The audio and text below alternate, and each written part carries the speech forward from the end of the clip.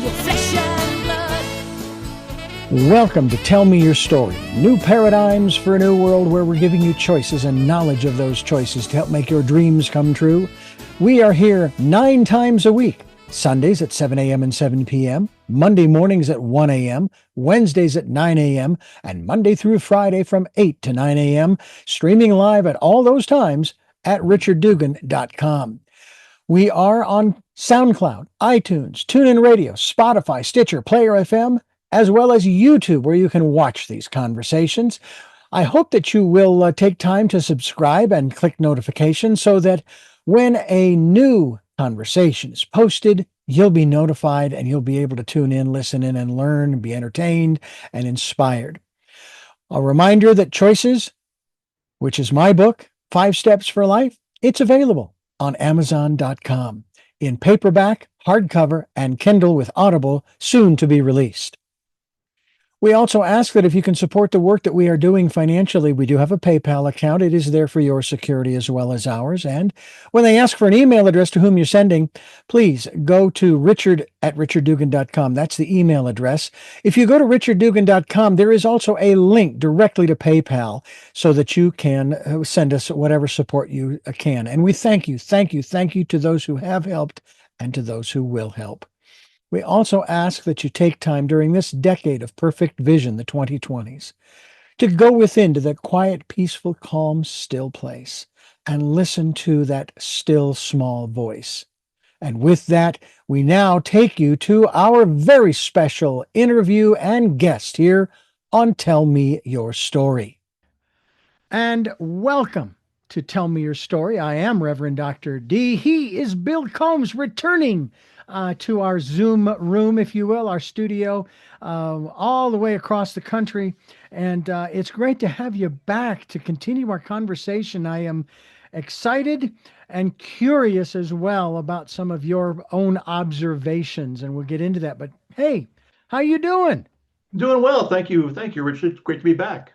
Absolutely. And we look forward to this continuing conversation that you have provided us. We started out with our first program talking about the quantum gate, and that came out a year ago.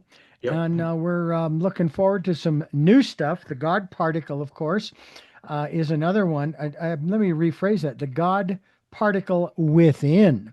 And gee, that sounds familiar, that we're all made of the same stuff. We're made in the likeness and image thereof, if we want to quote a passage or two. Yep. I love this one. Seek ye first the kingdom of God and all his righteousness, and all these things will be added unto you. A lot of good stuff there. Yep. I like to think that it's the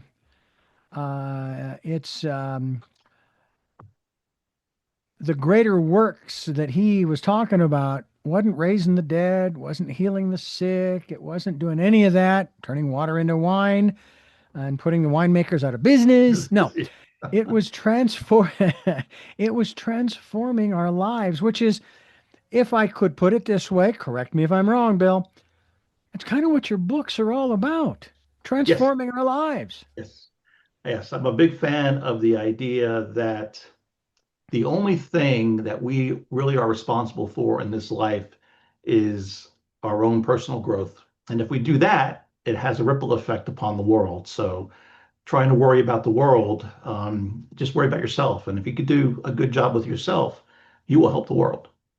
Yeah. And you've got a lot of other books in the works as well. I mean, I shouldn't say a lot. I mean, you just keep writing and writing and writing, which we're very grateful for. Let's talk about another one that's on its way. It hasn't been released yet, ladies and gentlemen, so be patient. This is one having to do with, it's in a series called The 21st Century Merlin. This is book 1, and it's called Awakening. And it seems to me that that's something we really need right now is awakening, because of the stuff that's going on. I just finished an interview with a gentleman who is very much into biblical prophecy and talking about the 4 signs And he says the first one happened in the 90s, early 90s with George Sr., having to do with going into Kuwait. And of course, he was thinking 9/11 was another precursor and on and on. But now he's saying, no, the second sign of the four may happen here any day now if we put boots on the ground on that island in the Strait of Hormuz, and they threaten us, like, you do that, and we're going to rain fire down upon you. And I just sit here going, where is that small percentage of the population that Greg Braden talked about? Yep. That if we would just focus on our true intention of calming things down, that we could back out of this thing. Who cares about saving face? Right. It's about saving lives, in a manner of speaking, and so forth. But there are those like this gentleman who says, it's inevitable in one sense. Not that he's not predicting. Don't get me wrong. He's not predicting. But he's basically saying, but see, I worked for 15 years for a Christian radio station in the 80s and early 90s. And as I shared with my wife, when someone blows dust off of a dresser in Israel, it's a sign, the end, Armageddon. And I'm just going, cut it out. So talk to us a little bit about your concept, and maybe we can go into certainly some of what Awakening is about. It's book number 1 of this series, and what message you're wanting to get across in this, let's just say, in this first book, Awakening. Well, I mean, just to circle back quickly on one of the things that I wrote about extensively in The Quantum Gate also was the power of choice. And how we always tend to limit our choices, and we feel like we have no options, whether it's individually, whether it's culturally, whether it's, within the entire, racially, we have no choices. And when we start approaching life every day as if there's only one choice, then by God, we're going to meet that choice. We're going to create that choice. And in Awakening, I took that to a different place and tried to convey the idea that, in this case, obviously, it was a fictionalization of a person who was much more than he thought he was. And the fear, and the classic fear of kind of coming into your own power, to your, realizing who you are, what you are, and being able to handle that, and rather just be the 16-year-old kid who, goes to school and it's really funny because kids love to they think about being so much more when they're in school, unless it's thrust upon them that they don't want to be so much more. They want to be back in school. So that was that book's theme really is an awakening where somebody is coming to grips with who he is and who he was in his past lives and what that means in the world today. And we're all in that, shall we say, struggle of trying to figure out who we are, but also who we are in the context of the universe. Now, I heard a rather interesting quote or joke, I should say. It was an interesting joke. Speaking of who we are, and of course, down through the centuries, we are the center of the universe, says the church. Right. And Copernicus, from what I had heard, he recanted right before his death, supposedly. But he said, no, sorry, we're not. Well, the joke that I heard was, put it this way, you've got Venus, Mercury, and Mars, Venus, Mercury, and Earth, the first 3 planets from the sun. Yep. And that the Earth is third in line, right? Yep. Well, you've heard the phrase third world country. Does that make us a third world? Third world in the planetary system? I don't know, maybe. I mean, because look what we've done to her. Look what we've done to her. We have just, and, I start thinking of the unintended consequences of what's going on now. And let's just say the scenario unfolds in that pessimistic direction. You not only have, loss of life, But we've seen what happens when these volcanoes, for example, when they erupt and they spew ash into the air and it starts traveling Mhm. along the jet streams and so forth. It interferes with air travel. It Yep. blocks out the sun.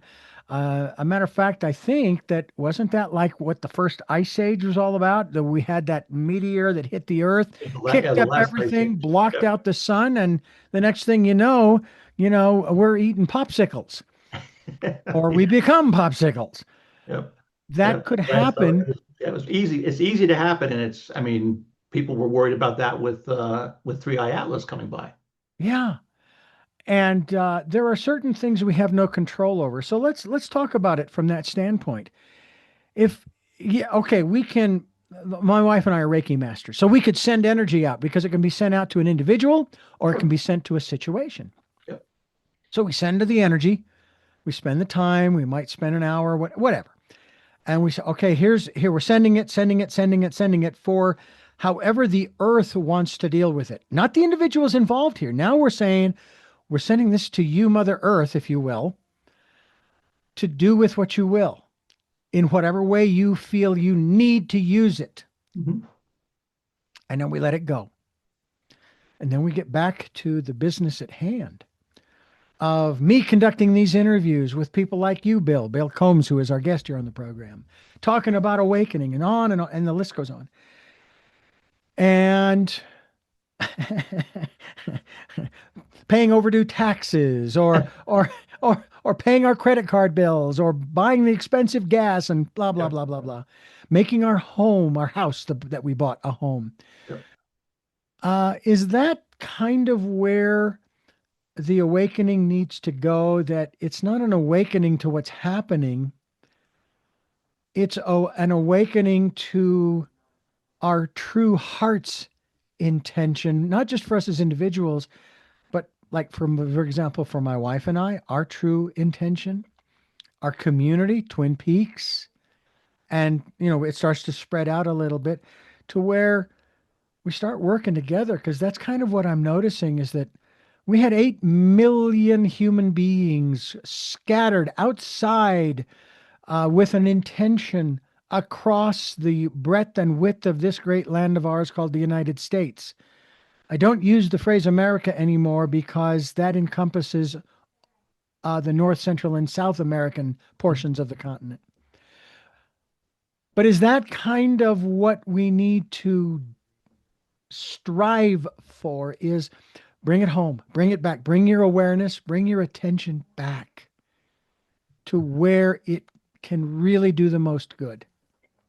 Yeah, then and for me, that is always comes back to yourself. I mean, when when we focus on us and we become the best version of who we can be, whatever, and we do what we love doing, you doing these interviews, me writing books, that has a incredibly powerful effect on the planet and other people as a whole, because we have a vibrational level that's higher, and we're living the life in a joyous way, and that is kind of ripples out. And if more people were doing that, it would begin to resonate and entrain with others, and you would get this subtle shift over time. And Buckminster Fuller said you should never try to replace a system by tearing down the existing one. Always build a new system that's better and let people come to it on their own and just leave the old one alone. And that's kind of what I feel like as we start doing this collectively, individually, then building up collectively, the shift will happen because people are going to leave the old way of doing things and coming over to a newer way, a better way.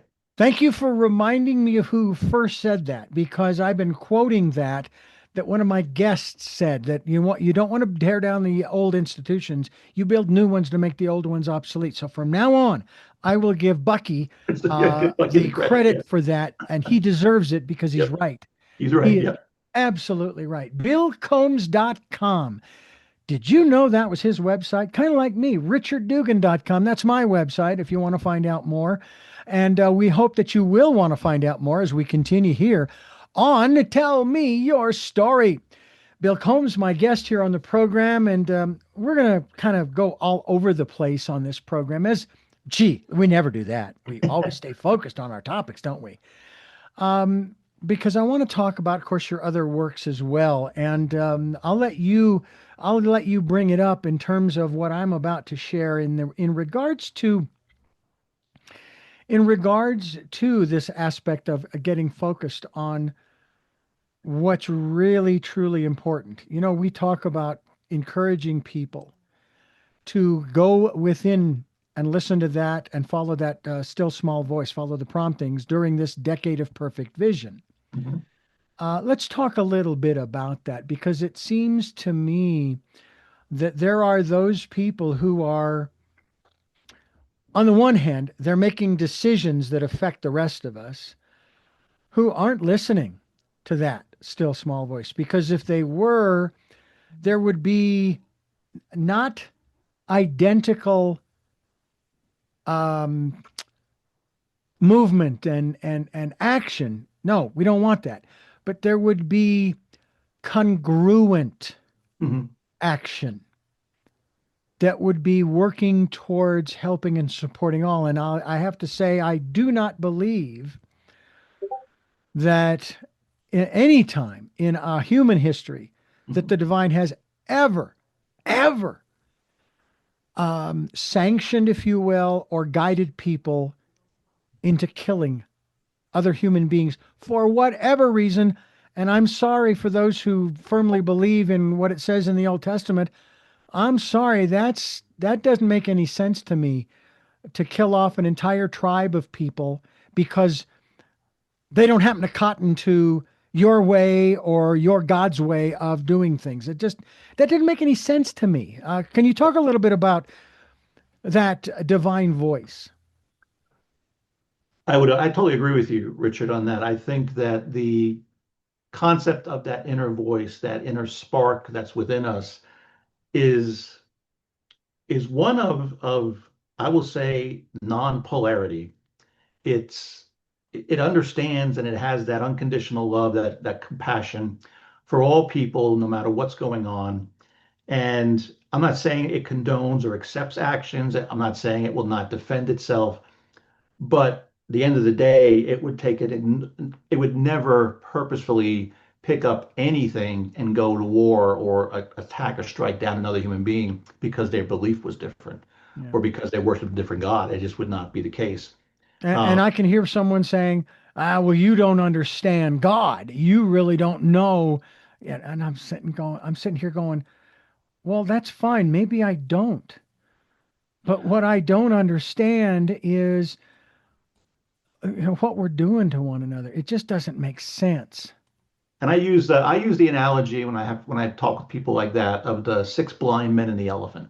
Ah, yes. And what I always tell folks is that I mean, it's a very famous thing. Everybody knows it. You have these six blind guys, and they go up to this elephant, and they're hitting different parts of it. And based on the part they're touching, they make assumptions. They make an assumption about what this thing is that they're touching. The guy touching the leg thinks it's a tree. The one touching the trunk thinks it's a snake. The tail is a rope. The ear is like a fan, et cetera, et cetera. And the thing that, and they argue with each other. They're arguing incessantly with each other because in their mind, the reality for them, the visceral reality for them is it's exactly what they think it is. But if we look at it from taking a step back and we're actually seeing what's going on, first thing we notice is all of them are wrong. It's not one is wrong, all of them are wrong. But we also know that if they all shared what they were perceiving in an open way, they might all be able to come to the conclusion of what it really is. And Yeah. that's what I think we forget, we lose sight of is it's okay to be different and different opinions because our lens, our perception of the universe, of the world, of each other, of ourselves is different. But instead of arguing, I'm right and you're wrong, why don't we share our perspectives, unify them? And as we do so, we kind of get a better perception of the overall way things are and not the way things we're perceiving them to be. Yeah. I find it interesting too. And of course, I'm obviously reflecting on the most recent conversation that I had. That I was on a regular, well, I shouldn't say a regular basis, but I was challenged about my relationship, for example, with the divine. Hmm. Matter of fact, as I was sharing with my wife just a little while ago, I said that, oh yeah, when I left the Christian station, I was labeled a casualty of Christian radio. And I thought, wow, really? Just because I choose to use my brain Hmm. to consider other possibilities? God given, I'm, of course. yeah. Um, I always found it saddening that um, there would be people who would share their experiences, for example. Let's just say they had a rather remarkable and or miraculous experience. Hmm. All right. Uh, I'm sorry, but that's not in the book. You Right. know, it's not in the book. Right. So you can't, it didn't happen to you. Right. And I sit there going, no, they're changed. They're not the same person that they were. And you are telling them that their experience is invalid? Right. That Right. would be like me telling you that you had an experience, let's just say of a non supernatural perspective, but it didn't happen. Right. Sorry. Or just telling me the sky is pink. We Yeah. could sit there and argue about that all day. Yeah, exactly. It's just like, wow, wow, come on. So, I just sit there and I am bewildered. I'm just utterly befuddled by that kind of commentary that is really, really very sad. And I hope that people will begin the process of starting to, and this to me is an interesting distinction, Bill. They start not to tolerate people, Hmm. but to accept them. It Exactly. doesn't mean that you like what they say or do. That's not the point. Not the point. Was who what Shakespeare, his quote that all the world is a stage, we are just mere players, right? Yep. But the whole world and all its people, not just those that you happen to cotton to. Nope. Nope. Can you tell us, have you ever found a way in your own life, in your own experience, in your own relationships, where it took you a process of some sort to recognize that individual's, we'll put it this way, that individual's right to exist and carry out their script, their role? Let's see. I mean, for me, it was a little, that's more of a challenge to come up with. I do have one, Hmm. but when I was a teenager, I was a meditator even when I was a teenager. I had a very cosmic experience. And so from that experience, I never really fundamentally needed to be right when with somebody else. I accepted who they were, what they were, as long as they were not trying to do something, to hurtful to myself or people I knew.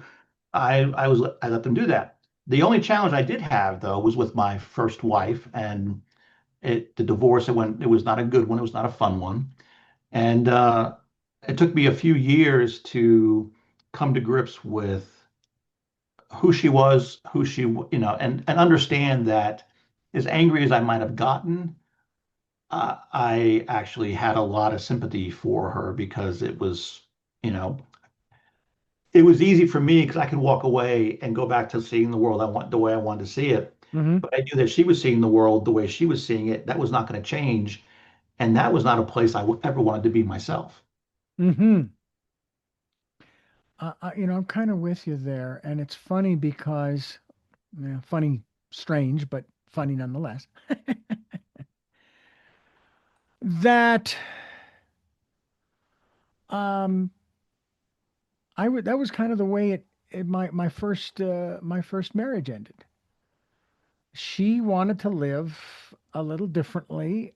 She wanted me to support her 100%, but she did not want to really do anything. She was, and again, you know, that was her. That was just Sure. her. Yep. Yep. Okay. So I am, I'm in a quandary where here in my second marriage, and by the way, folks, it will be my last. Okay, because I have no intention of ever going through that again. It's not fun. Okay, let me just tell you that it is not fun. In any event, um, my present wife has gone through her challenges. Okay, she's gone through her struggles, but she has always maintained that she wants to be a part of what's going on.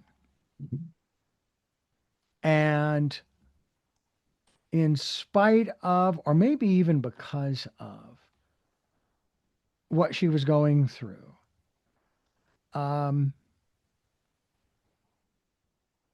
I said, okay. And she would actually question me on a regular basis, saying, I'm so sorry that, can you forgive me for not participating in helping to pack us up? Can you forgive me for whatever it is? Of course. I mean, I didn't feel there was forgiveness needed. However, I gave it to her because it's something that she needed. Right. All right. And something tells me that that's one of the things that we're kind of missing in our world today is a certain level of compassion and understanding for the way people are. Now, I made my choice back there when I was 38. I'm now 66, so it's been almost 30 30. years, I think, if my math is correct. I made my choice back then. I would not make the same choice today. I wouldn't, because I made the commitment that I was going to do whatever it took to make this work.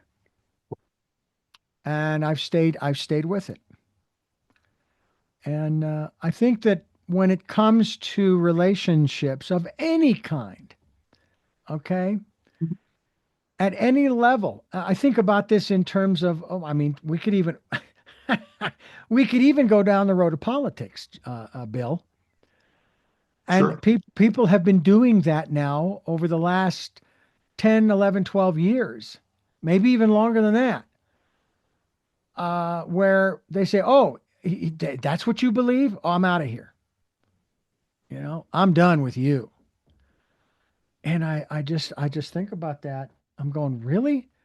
And that's your level of commitment, huh? Okay, fine. See, You know. I don't even remember when I was a kid, and I'm about your age. When I was a kid, I remember even within our family, we had different political viewpoints, and we have debates, but it was always friendly. It was always try to convince each other. But end of the day, it was respectful, and we'd always end it with, well, we'll have to agree to disagree. Mm-hmm. That was it. I mean, Yeah. there was nothing else. It was just a fun little bantering, and but that's definitely changed lately. Yeah. We're talking with Bill Combs, and we're going to talk more about some of the work that he is doing as far as the writing that he has been doing. And we hope that you will check out his website, which is, interestingly enough, billcombs.com.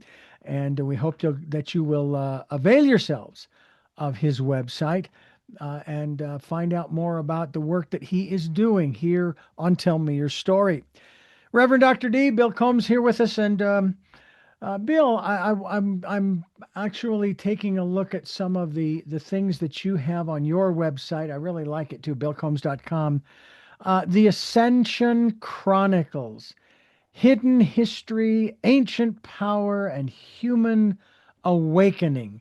Now, I'm going to just guess this is also a bit on the fictional side because it also includes the quantum gate, which we talked about the last time, along with echoes of Atlantis and the light within shadow. The light within shadow. That's correct. I got the title right. Yep. Let me ask you about your perspective on some of these mythical or allegedly mythical things like Atlantis and how, if they be real or mythical, they change the way that we think and live today in the 21st century. Well, the question about mythical or not, I don't think I can't answer that question scientifically. I can only answer that question what I feel. And the reason I even wrote the Ascension Chronicles was I have spent 50 years now in this space studying, metaphysics, New Age philosophy, religion, spirituality, and I've heard almost every theory, idea, and I've watched them ebb and flow over the decades. And I always wondered, what would happen if somebody wove all those together into a narrative, a story that dates all the way back to the creation of the universe, and you could write about it at any time in between there, incorporating all of these ideas. And that's what the Ascension Chronicles really became. It's I write about mostly modern times, but I also have novellas that go back, into ancient times, and they're all connected, and they all are the same basic universe where I could just take a window and peek into a particular time and place and write about that, and they all connect together. So it is my way of bringing all of those ideas into something cohesive that flows, makes sense. And honestly, fictionally, my whole goal was to write something that could explain a lot of things that we see and have noticed over written history, where they came from, why they were that way, what caused them. And I just put it out there. I mean, it was fun. It was an idea. Part of it was intuitive, and I was like, it's fiction. I could do whatever I want. Have you ever considered the possibility that the fiction that you are writing is actually only a description, if you will, of another dimension or of our potential future? That it isn't really science fiction, it's future fact.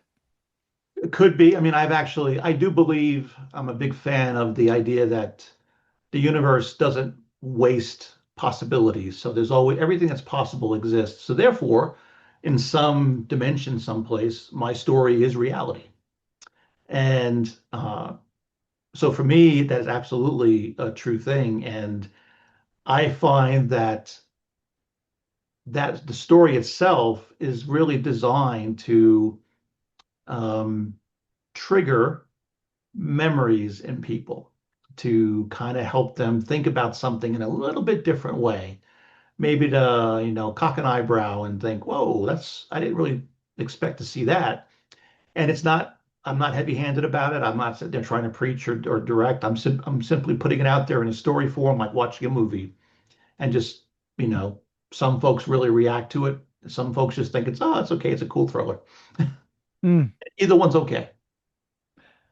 Has it ever crossed your mind? I mean, because I know that as you're writing, you see it in your mind's, your imagination's eye. You see the film rolling, as it were. Yep. Ever considered, or is there contemplation of seeing any of these things on the, and this is really funny too, because hard way to put this, on the big and or small screen and every other size screen in between? I write it because I'm actually viewing it like I would view a movie. Hmm. So the way I write it is just that they got that cinematic flair. Um, it might be. I would love it to be that way, but that's not the reason I'm writing it. I'm writing it for people to participate, to see. But obviously, the thing I've noticed as a writer, which is a sad thing, People read a lot less these days than they did 30 years ago. It's more about watching videos and movies and series. But that's okay because honestly, I have a lot to write. I have it planned out for like 9 books, 9 novels in this series, and I'm only getting ready to publish number 3, so I've got a ways to go. How do you keep them straight? I mean, do you have to stop and say, okay, this is book number 4, and it's the title is, Yep, and that kind of thing. You have to meditate yep, a little bit so that you can yep, focus in on the storyline, yep. so you can remember where this is going. Or have you already worked out the beginning, the middle, and the end in, say, outline form? At a high level I have, but the devil is in the details. And when I'm writing a book and it's I'm in the flow, I'll write it in a way that I might take it a little bit off the overall outline. Then I have to always make sure that my number one rule is if it's been published, it's canon. I don't mess Ah, around with what's been published. So what I'm writing, though, I can mess around all I want with the future if I want to. So that's kind of what I do. If it's published, it's out there. I'm not going to change what that is. But what I'm writing, I might go ahead and deviate. But I will say that this last book, Awakening, it was a interesting challenge because the end of Echoes of Atlantis, the scene there, I had to play that same exact scene at the beginning of Awakening because the character introduced at the end of Echoes is the main character in Awakening. So it's sort of like this, it's almost like a book 3, but not really book 3. And so I have to be really careful about how I wove those together. And I have characters now that are important in both. And so, whatever I do in one has to be reflected in the other. yeah. Now, especially if you're writing like a trilogy or something, it's a Yes. continuation, part one, part two, part three.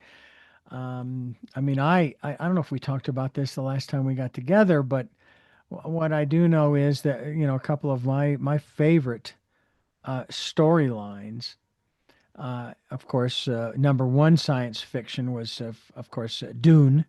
Dune, Uh, yeah, yeah, and that was exciting from the standpoint from the standpoint of the intricacies. I was blown yeah, away by Frank Herbert's yep, ability to get so detailed, as my observation was, so yep, detailed in the different layers of the civilization, yep, political, yep. economic, religious, etc.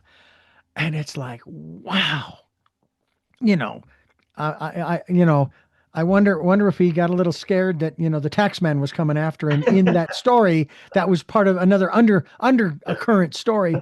Um, there's a beautiful movie, and the thing that I loved about it, but because was that it did not conform to anything that was out there at the time.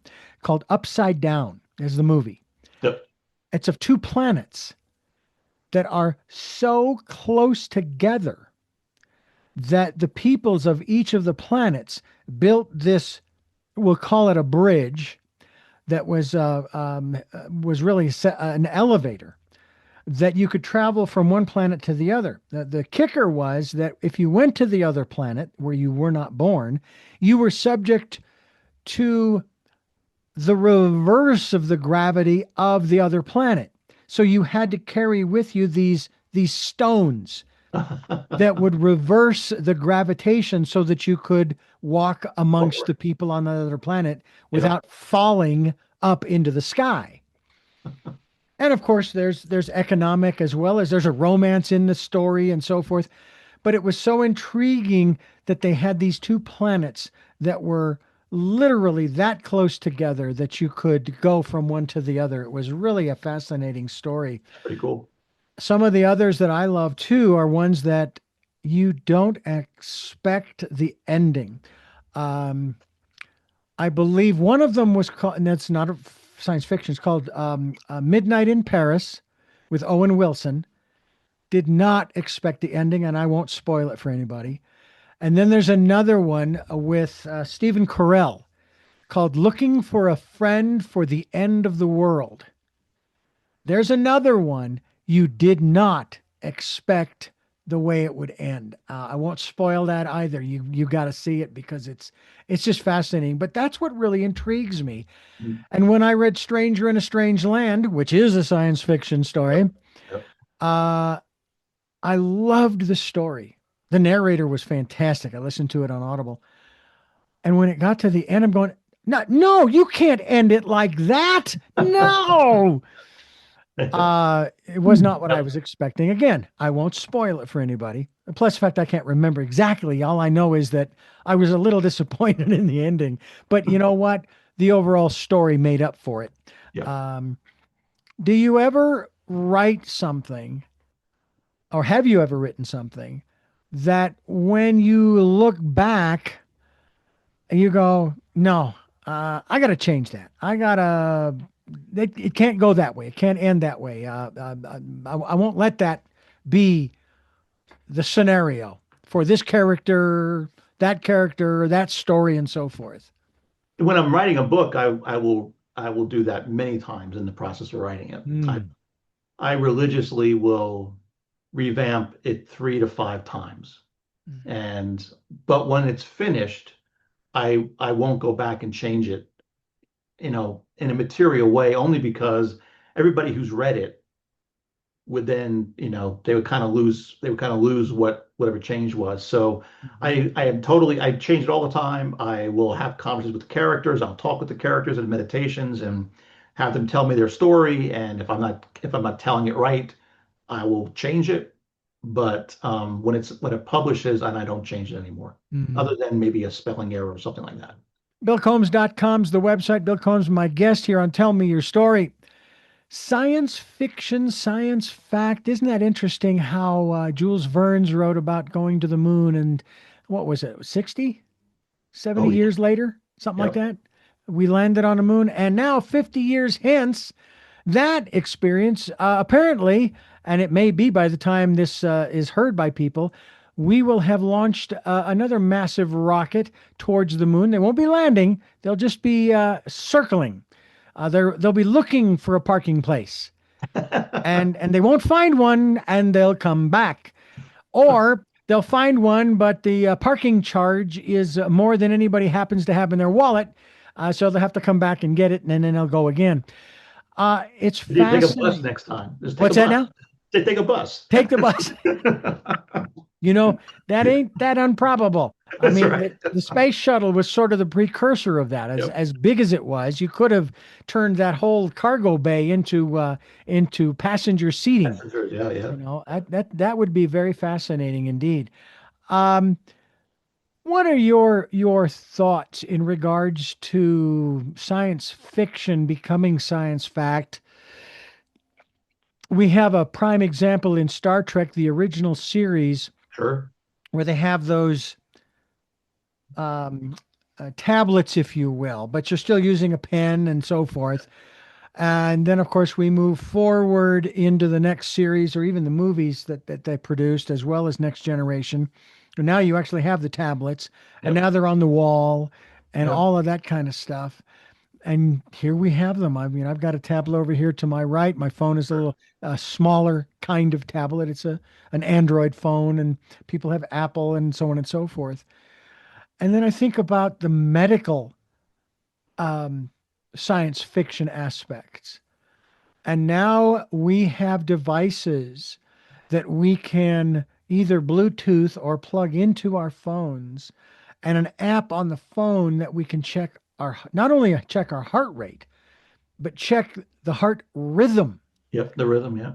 And I know that there are also the devices for checking blood sugar, for Yep. checking I mean, it's just absolutely incredible how far, and it's taken a little longer than the smartphone, Right. from the original series. But in terms of the things that you write about, are you able to sort of think in that genre, if you will, of what might be that isn't today? It seems to me it would be kind of hard because your mind, your intellect. So it seems to me like that's where your intuition and your imagination really, really is being tested. Yeah, and for me, because my books are, it's interesting, the the technology that people are developing or enhancing or utilizing has nothing to do with tech that we think of. Hmm. It's all about their own internal tech. It's their ability to connect, to resonate, to how, feel vibrations and frequencies. And so it's more of a biological tech enhancement than an actual physical tech. But when I write about historical stuff, if I write about Atlantis or Lemuria or some of the, or even ancient, spacefaring cultures, um, even in those, I try, the tech is there, but I always try to make my tech bioorganic tech. It's not just, it's a connection to the biology as well as the technology. Mm. That's another interesting aspect too. I think about what I heard not long ago that our DNA, for example, that it's not all being, shall we say, utilized, or it's not, because I thought DNA was predominantly just information that the human body, that information is used, so to speak, to develop the current human body in the framework that it Yeah, is. Mine is yeah, different DNA than yours. yeah. What I found so fascinating was when we do the ancestry.com kind of thing, how different our DNA is, even as siblings.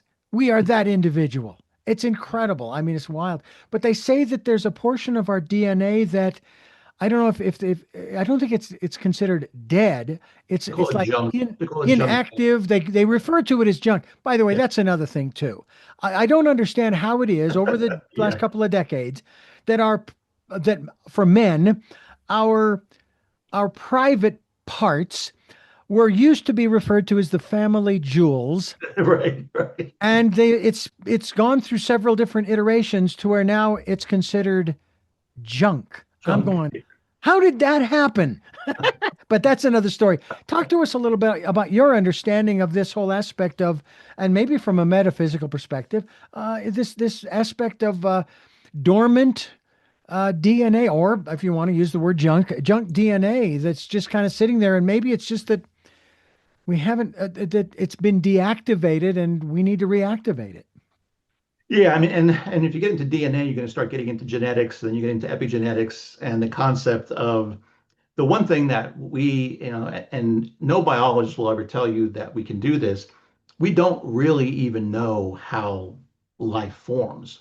I mean, we know that when you have a sperm and an egg come together, you create a single cell. That single cell then multiplies itself identically multiple times, till it gets to a certain size, and then we don't know why. There's nothing genetically that says to do this. It simply begins to specialize. Parts of it will specialize and the cells become specialized and they change their function, they change their purpose. And we don't know Hmm. why. We have no idea why.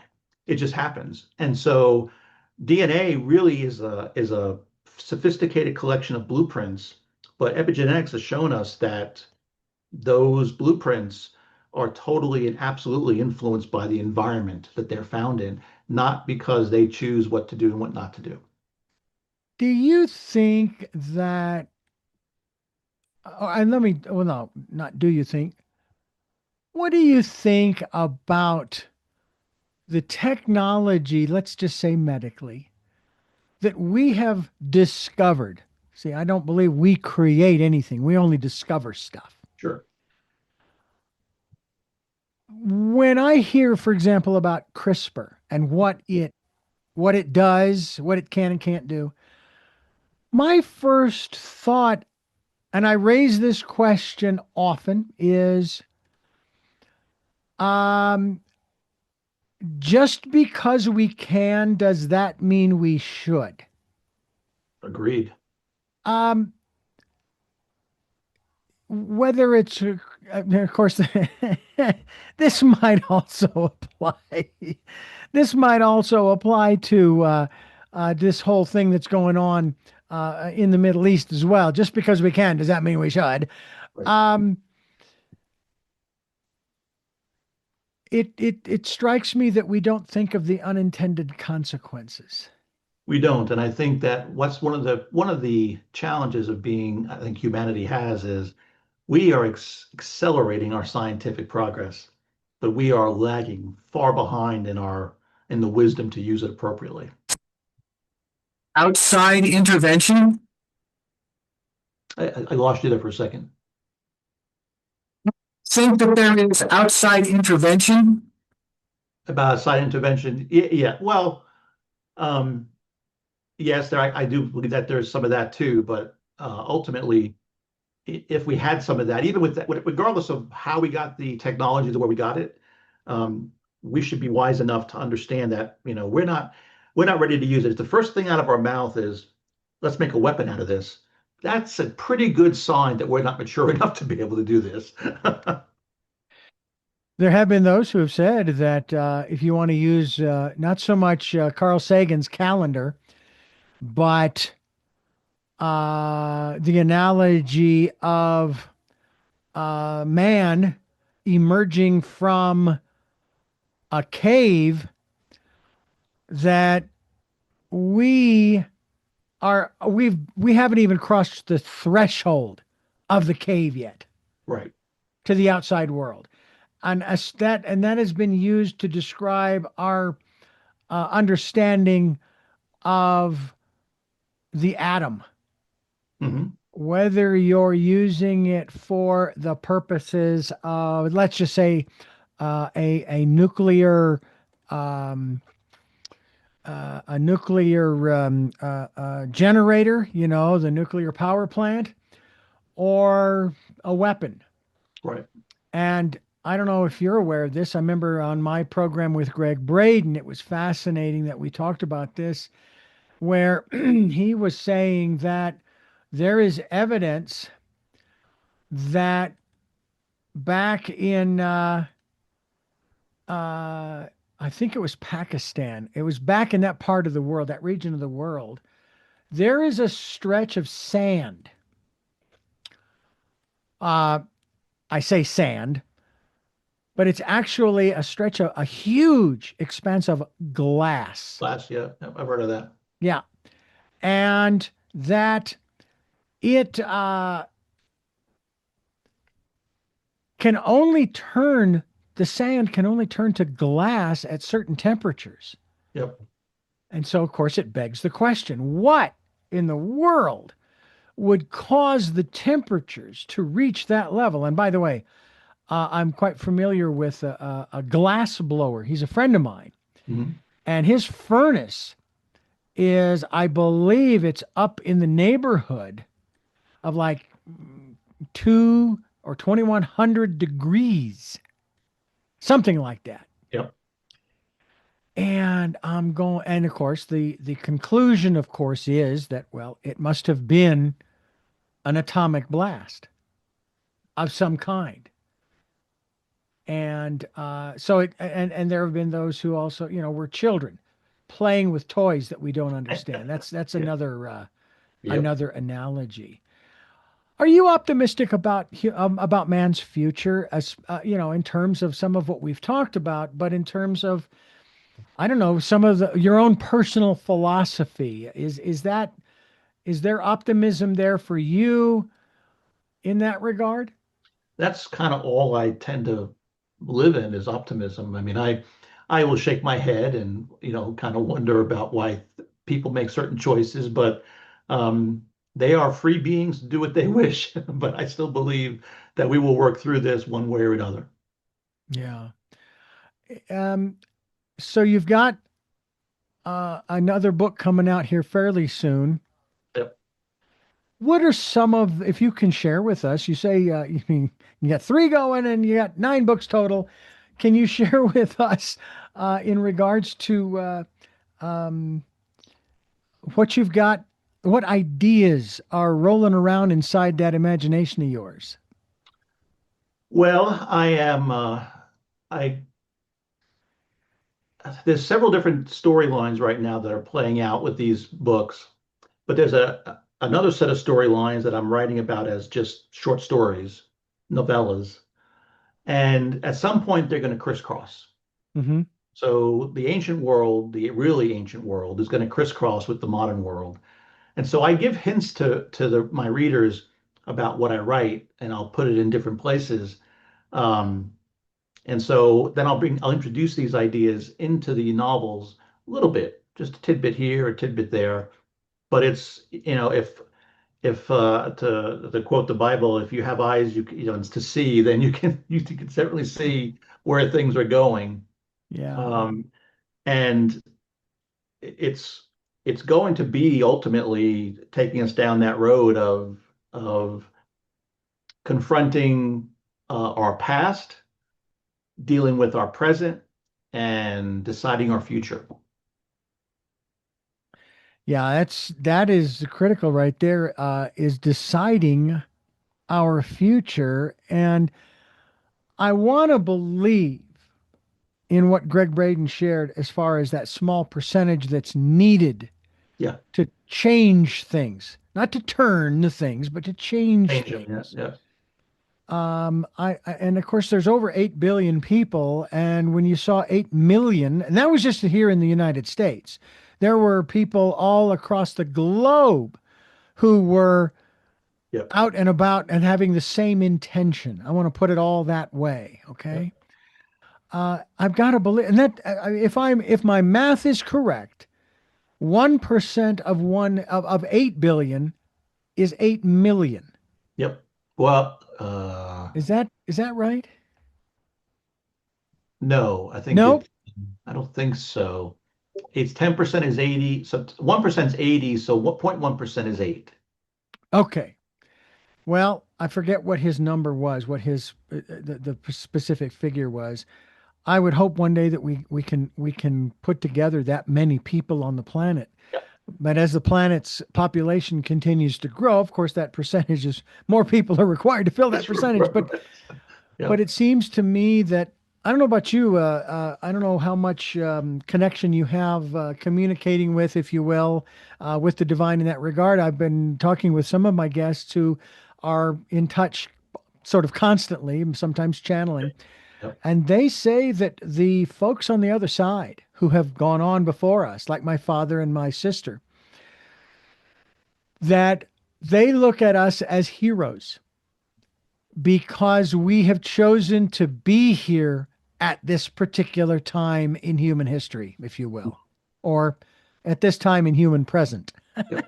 Human present, yes. Um, do you, what do you think about that? I know that neither of us considers ourselves heroes, but we did choose to be here during a pretty tumultuous time. And it's really funny because I can't stand the drama. And yet Um, here I I'm, I'm, am. yeah, I'm not a big fan of it either, but I have decided for me that I'm just going to do what I love doing, and I speak, I give lectures, I teach, I write, and if that's the role that I am uh, destined to play, I welcome it and look forward to it, and we'll see what happens. But I do know that I followed the work of Greg and Lynn McTaggart, who did the intention experiment.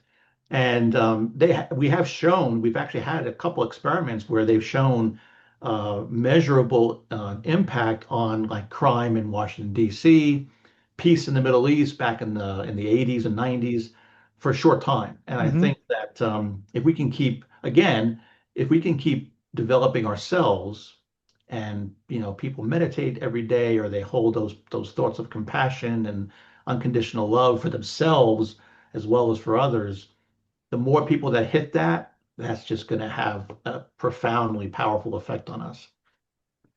I remember a study, I think it was, that was conducted of the young people in Israel, and this has to have go back maybe I don't know 20, maybe 25 years. But it wasn't exclusively there. They also went into the enclaves of, I guess, the Palestinians, if you Mhm. will, and so forth. And they were talking to the youth primarily. And at that time, many of the youth were saying that this squabble that's going on between my parents and their Mhm. parents, Mhm. That's their squabble, not That's their mine. fault. Yep. Yep. That belongs to them. Yep. I don't know what happened to those people since. It astounds me sometimes. I know that there are a lot of people who believe in conspiracy theories and all of that kind of stuff, and I don't know. I mean, if there is actually someone or some group that's, manipulating situations and things and all this kind of stuff, it's like, knock it off, cut it Knock out. it off. That's right. You Knock it know, off. as individuals, we're doing enough of that on our own. We don't need your help. Thank you. Yeah, I agree. I totally agree. It's really something that hopefully we can, in time, get a grasp on. I know that I'm glad on one hand. I mean, I miss my father, but I also know where he was coming from, and I'm glad he's not here Mhm. in the flesh, Mhm. because what's going on right now would absolutely, it might drive him to his grave Yep. Yep. again. Yep. Um, Yep. My mom's the same way. She's not here. She passed recently, and this would drive her crazy. yeah. So I'm glad that they're on the other side supporting us. What are Mhm. your thoughts in that regard to the non-physical help or support, assistance that is available to us here as you and I, go through the machinations that we are going through? I think there's tons of it. I mean, I don't think it's an individual helping. I think we got teams helping each other. Um, and it's really powerful just to have a conversation, just to feel them, sense them, and know that no matter how bad it might seem, that there is, this too shall pass, and it'll be okay. Hmm. That's interesting praise to use, because a lot of people aren't feeling it, you know. No, they're not. No, they're not. But that's okay. I mean, if they Yeah. choose to do what they want to, that's okay. But that's again goes back to those of us who can need to do the work for even for ourselves, because if we do it, the very presence you'll have with other people, if you're working to kind of to be a positive person, a positive attitude, unconditional love, compassion, just Hmm. interacting with people, you're going to help and train them, and that's a good thing. It's just having an impact. It's that ripple effect. That ripple effect it's like the butterfly effect on steroids, and we can really do amazing things.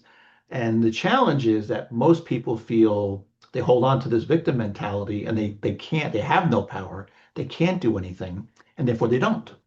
Yeah. And my goal is to try to convince them otherwise. Let them Yeah. work on that. Yeah. Well, I sometimes think that I'm not doing enough. And yet at the same time, I get this sort of ping that says, no, no, you're doing just fine. Just keep doing what you're Keep doing, doing what you're doing. Yeah. to open up the conversation and the dialogue. Awakening is book one.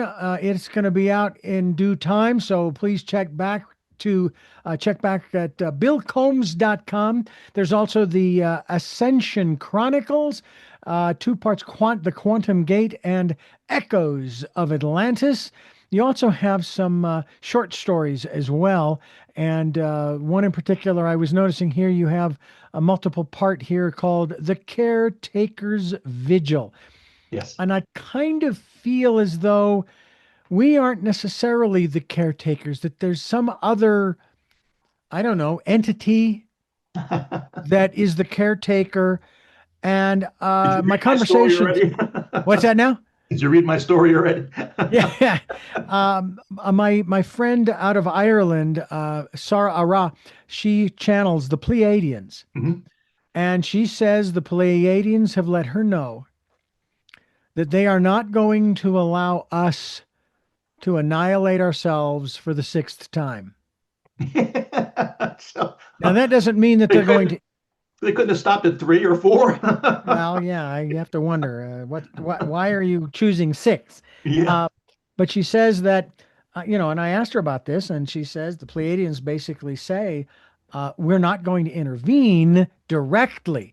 We will influence certain people. It'll Yeah, still be their choice, absolutely. but we will influence people, certain people, to make choices that will, avert a major, shall we say, human disaster and annihilation. And I don't know what that's going to look like.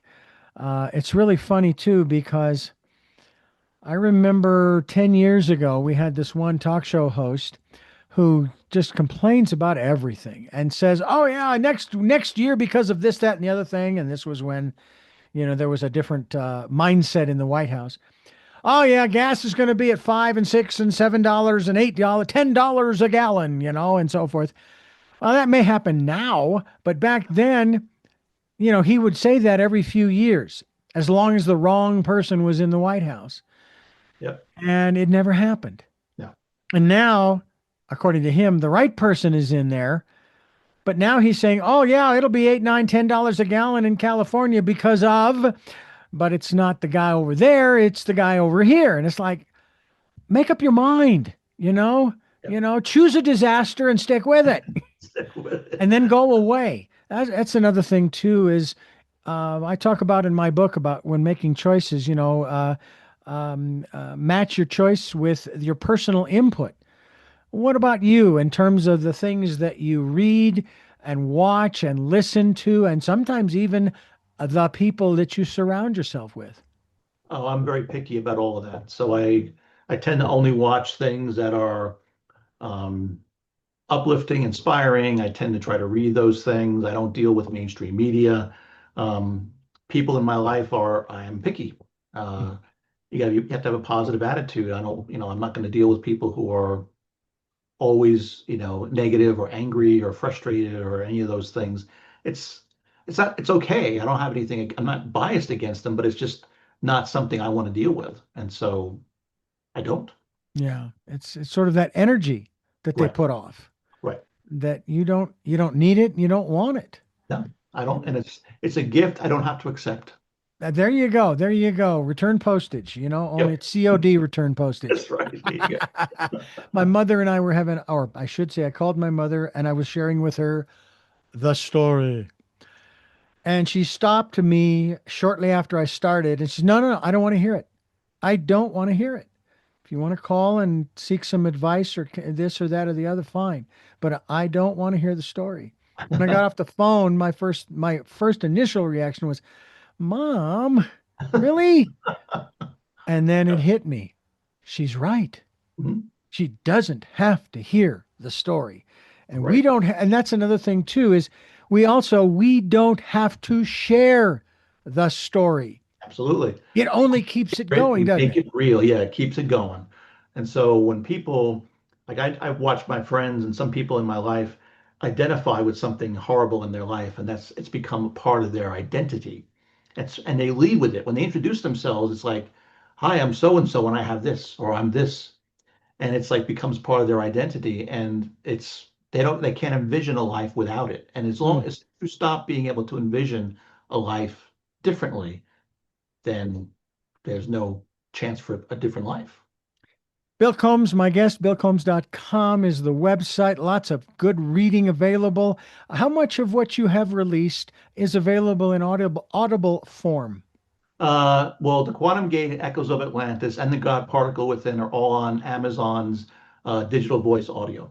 So you can get it there. The Quantum Gate, I actually did my own digital voice on it, which sounds better to me, but Amazon has it if you're an Audible person, they have them. I'll have to look up digital voice audio. I have Audible. Yeah, and it's an Audible thing, but it's just Amazon uses their own AI to do a digital voice of your book. I've listened to mine. I mean, it's okay. It's not great, but it's okay. Hmm. I may play with that and experiment with that with my book. I've recorded mine, Yeah, but yeah, I'm not 100% really satisfied with it. And that was before we moved. So, maybe now that I've got a whole different energy and different vibe, I may try it again. So we'll see how that Yeah, goes. it's no cost. I mean, as you know, getting a narrator to do a book is no small, cheap thing to do. No, you're absolutely right. You're absolutely right. Bill Combs, my guest, and this is Tell Me Your Story. I'm Reverend Dr. D. Richard Dugan. Bill Combs, my guest. Bill, it's been great to chat with you again, and I look forward Likewise. to talking with you when your next release comes out. Obviously, after Awakening, we hope that you continue to have success with not only the imagination and putting it down into words for stories that we can read, but also the message that you are sharing through what you are writing. And sometimes I have to wonder if maybe we aren't all sort of channeling what we're putting down now in that Sure. regard. Sure. Awesome. Thank you so much, Richard. Well, I'm going to ask you those three questions I asked you the last Okay. time because sometimes the answers change. But before That's I do, I true. want to thank you for listening to and watching Tell Me Your Story. New paradigms for a new world. We're giving you choices and knowledge of those choices to help make your dreams come true on Sundays at 7 a.m. and 7 p.m., Monday mornings at 1 a.m., Wednesdays at 9 a.m., streaming live at all those times, including 8 to 9 a.m. Monday through Friday at richarddugan.com with podcasts on SoundCloud, iTunes, TuneIn Radio, Spotify, Stitcher, Player FM, Blueberry, iHeartRadio, Amazon Music, and we're also on YouTube and Rumble. And hope you'll subscribe as well as click notification. We also hope you'll pick up a copy of my book, Choices, 5 Steps for Life. And it's available in hardcover, paperback, as well as Kindle. And also, if you can leave us a tip, we would be gratefully appreciative. We have a PayPal account. That is our tip jar. Just put in my email address, richard@richarddugan.com. That's richard@richarddugan.com. And also, take time during this decade of perfect vision, the 2020s, to go within to that quiet, peaceful, calm, still place and listen to and follow the promptings of that still small voice. And with all of that being said, we go to our final three questions for our very special guest, returning guest, and we hope he is going to be returning again after this program. First question is, who is Bill Combs? I am an author, teacher, guide, What gets you up in the morning? writing. I love it. And what was your best day? Probably the day my son was born.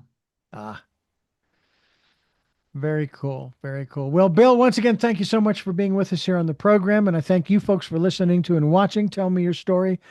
And until our next broadcast, podcast, video cast, love to all. Jeanette, I'm still listening. Dad, continue to be happy because I am. Smokey, I'll see you on the other side. Mike, thanks for letting me be in your life and you being in mine. And to my dear friend Zorro, aho, aho.